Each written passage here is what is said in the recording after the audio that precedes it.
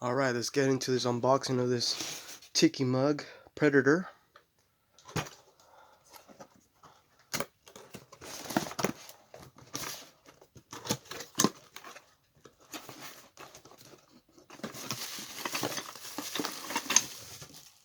Well,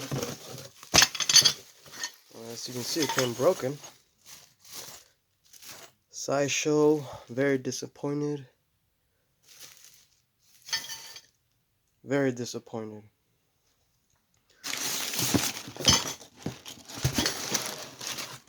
We wrapped it with just this little ass box. That's it. Come on. I had these guys send me a new one. Check this out. Okay, this is the new one they sent me. Because the other one, poor packaging. This is the new one. There we go. 40 ounces. It's pretty cool.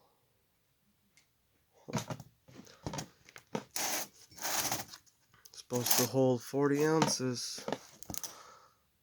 That's cool. Supposedly 600 made, but I guess it's $5.99 now, made because of that broken one, I guess. Yeah, this is dope. You know what I'm gonna use this for? Big old fucking mug, TIKI mug.